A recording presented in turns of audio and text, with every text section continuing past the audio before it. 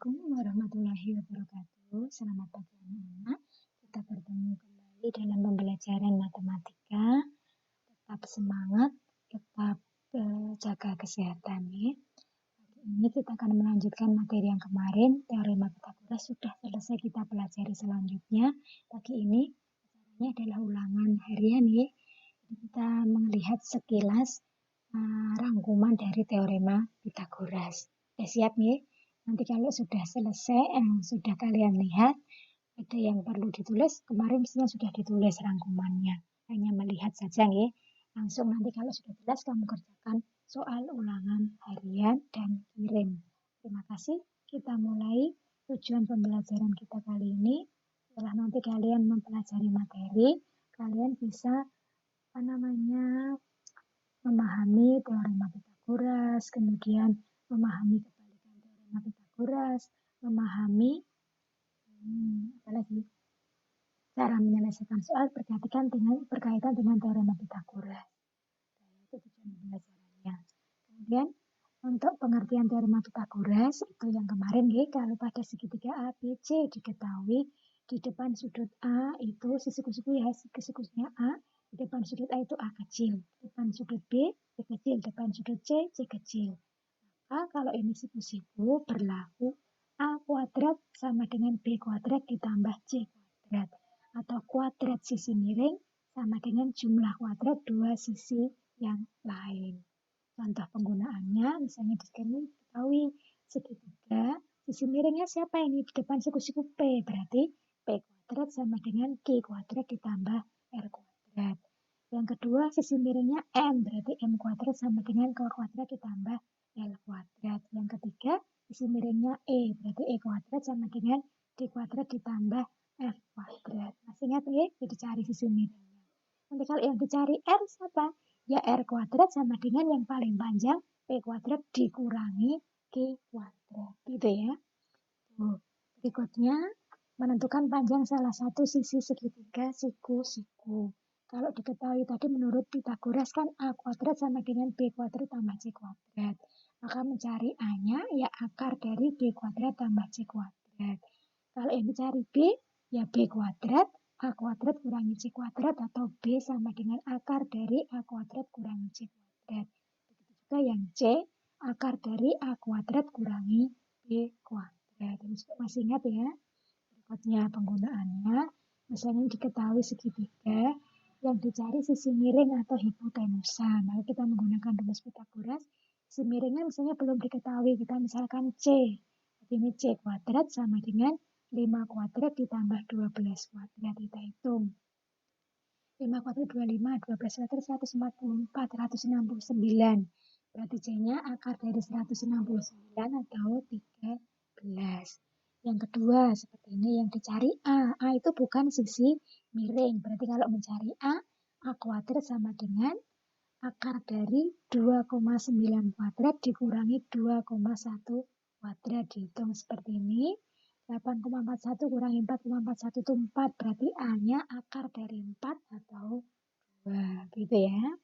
Kemudian berikutnya yang ini kebalikan teorema Pitagoras. Kita ingat lagi. Kalau pada rumus Pitagoras berlaku A kuadrat sama dengan B kuadrat ditambah C kuadrat. Maka kebalikannya mengatakan kalau pada segitiga ABC diketahui A kuadrat sama dengan B kuadrat ditambah C kuadrat, maka segitiga ABC itu adalah segitiga siku-siku. Kalau A kuadrat sama dengan B kuadrat tambah C kuadrat, berarti siku-sikunya di A atau titik A adalah sudut siku-siku. Gitu ya. Jadi kuadrat sisi terpanjang sama dengan jumlah 2 kuadrat sisi yang lain. Maka segitiganya segitiga siku. Contoh penggunaannya yang kemarin sudah kita pelajari nih. Misalnya sisi segitiga siku-siku 20, 15, dan 25. Buktikan apakah segitiganya siku-siku. Maka kita cek yang paling panjang siapa? 25 kuadrat. Maka dicek apakah 25 kuadrat sama dengan 20 kuadrat tambah 15 kuadrat. Hitung, ternyata sama. Berarti segitiga ini adalah segitiga siku-siku. Sama yang lain, ABC. AB 18, BC 30, HC 24. Apakah siku-siku? Cari yang paling panjang siapa? 30 kuadrat. Apakah sama dengan 18 kuadrat tambah 24 kuadrat? Dihitung. Ternyata sama, maka ABC siku-siku. Lah siku-sikunya gimana? Kita lihat ini bentuknya. BC kuadrat. Yang tidak ada siapa ini? Yang tidak ada A. Berarti siku-sikunya di titik A. Atau sudut A adalah sudut siku. Kemudian untuk menentukan jenis segitiga, itu kalau A kuadrat sama dengan B kuadrat tambah C kuadrat, maka ini segitiganya siku-siku. Tapi kalau A kuadrat kurang dari B kuadrat tambah C kuadrat, segitiganya segitiga lancip. Kalau A kuadrat lebih dari B kuadrat tambah C kuadrat, maka segitiganya adalah segitiga tumpul dengan catatan A-nya adalah sisi yang paling panjang. Gitu ya. Itu menentukan jenis segitiga. Nah, kemudian berikutnya triple Pythagoras. Triple Pythagoras itu 3 buah bilangan yang jumlah sisi terbesar, jumlah kuadrat, nah, sisi terbesar, atau kuadrat bilangan terbesar sama dengan jumlah kuadrat dua bilangan yang lain. Kan seperti kebalikan teorema Pythagoras. Jadi kalau misalnya, maaf ini, apakah 6, 8, dan 10? Apakah 8, 6, dan 10 merupakan triple Pythagoras? Kita cek yang paling panjang siapa? 10. Berarti kita cek apakah 10 kuadrat sama dengan 6 kuadrat ditambah 8 kuadrat. Kita hitung ternyata sama. Maka ini 6, 8, dan 10 adalah triple Pythagoras. Gitu ya. Berikutnya perbandingan sisi-sisi segitiga siku-siku khusus. Kalau segitiganya siku-siku sama kaki, artinya dua sudutnya 45 derajat, yang di sini siku-siku. Maka perbandingannya yang siku-siku itu 1:1, yang sisi miringnya akar 2. Jadi 1:1 banding akar 2.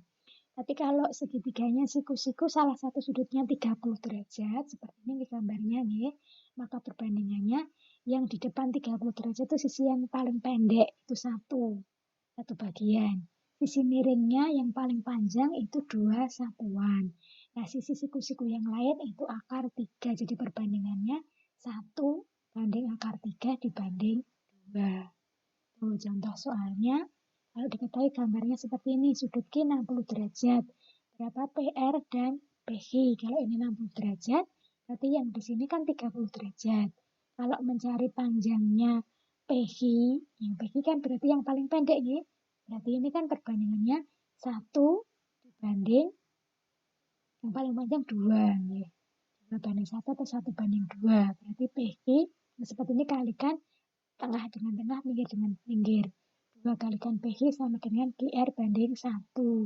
Nah, ini 8 kali 1, 8. PH kali 2, 2. Ya. Maaf ya, yang kemarin. 2 PH sama dengan 8. 2 PG sama dengan 8, berarti PG-nya 4.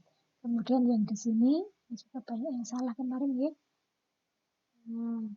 Ini berarti kalau mencari panjangnya PR, itu ini kan yang perbandingannya tadi berapa? Akar 3 ya, akar 3 banding 2. Kalikan PR kalikan 2, 2 PR, 8 kali akar 3, itu 8 akar 3. Berarti PR-nya 8 akar 3 dibagi 2, atau 4 akar 3. Ini. Maaf ya. PR-nya 4 akar 3. Itu penggunaan segitiga siku-siku istimewa. Kemudian kalau diagonal bidang dan diagonal ruang, kubus dan balok. Kalau kubus panjang rusuknya A satuan, diagonal bidangnya A akar 2 atau diagonal sisi nih, diagonal ruangnya A akar 3. Nah, tidak perlu dijelaskan ya, ini dihafal saja. Kemudian kalau pada balok, ini depan dengan belakang sama, kiri kanan sama, atas bawah sama. Kalau mencari diagonal bidang alas, ini P kuadrat tambah T kuadrat. Diagonal depan dan belakang, P kuadrat ditambah T kuadrat. Diagonal samping kiri samping kanan, akar dari L kuadrat ditambah T kuadrat. Nah, kalau diagonal ruangnya, akar dari P kuadrat tambah L kuadrat ditambah T kuadrat. Ya. Dan contoh soalnya, ini penggunaan teorema Pythagoras. Kalau bis berjalan ke arah barat 120 kilo, kemudian ke arah utara 50 kilo. Seperti ini kalau mengerjakan digambar dulu, dibuat gambar sketsanya nih. Ke barat berarti dari A ke kiri, kemudian ke utara dilanjutkan ke atas. Ini kan membentuk segitiga siku-siku, berarti panjangnya AC atau jarak AC itu kan menggunakan rumus Pythagoras 120 kuadrat tambah 50 kuadrat diselesaikan ketemunya 130, berarti jarak bis dari tempat semula 130 km. Contoh yang lain, ini tangga panjangnya 2,5 disandarkan pada tembok. Jarak ujung tangga sampai ke tembok itu 0,7. Dan dicari tingginya tembok ini, kita menggunakan rumus Pythagoras. T kuadrat 2,5 kuadrat dikurangi 0,7 kuadrat, dihitung T kuadrat 5,76, berarti T-nya akan 5,76, temunya 2,4. Jadi tinggi tangga itu 2,4 meter. Itu contoh soalnya. Jadi kita hanya mengulang rangkuman dari teorema Pythagoras seluruhnya. Kalian pelajari, kalau sudah paham silakan dikerjakan kuisnya. Jangan lupa tetap jaga kesehatan, tetap berdoa, tetap semangat belajar. Semoga kita selalu diberi kemudahan dan kekuatan oleh Allah Subhanahu wa Ta'ala. Terima kasih. Assalamualaikum warahmatullahi